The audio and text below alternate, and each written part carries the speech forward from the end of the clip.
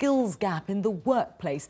The Federation for Small Businesses have surveyed their members, and almost a third say they find it incredibly difficult to hire the right people in order to grow. Now, there are concerns that the education system isn't keeping up with the needs of employers. Well, let's get a little bit of more on this and speak to Nick Barnard, Managing Director of Rude Health. They're a small business that makes cereals, snacks and drinks. Nick, good to talk to you. You are indeed a small business, just 8 people. So presumably each of your employees is, carefully handpicked and very important to the running of your business.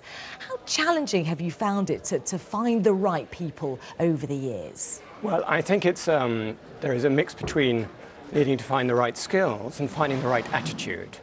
And for us, it's a combination of the two.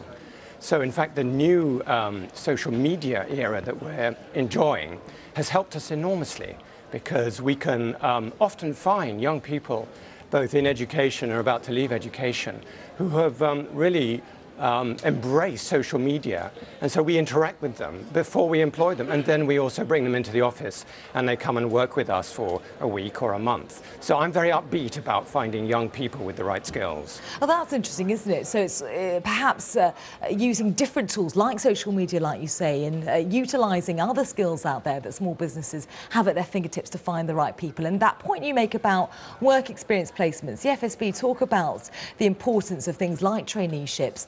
Why do you find it such an integral part of the recruitment process to bring people in to work with you initially?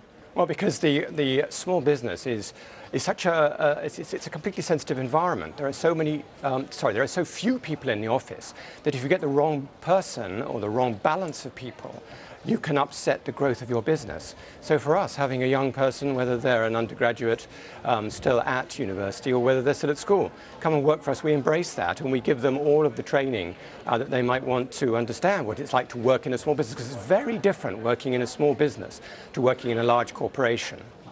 And it's a lovely story as to how your business grew. You founded it in 2005 with your wife. You moved out of your kitchen into the warehouse where you now operate. And, since 2005, you've had time to sort of review the lie of the land and how challenging it is or not to recruit people into small businesses. Is there anything that you and your wife would now say to schools and universities across the UK that they could be doing better to better prepare young people for the world of work? Yes, I think that's a good question. I think that I've not noticed anybody coming to us who is really lacking in what I would say is modern social media and digital skills.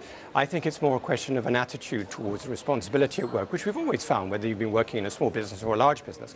But in this day and age, what I'm really seeing clearly is that a lot of young people who actually want to be entrepreneurs, but they don't have the wherewithal or the skills or the experience to launch themselves into the workplace as entrepreneurs, and so they come and work for small businesses like us.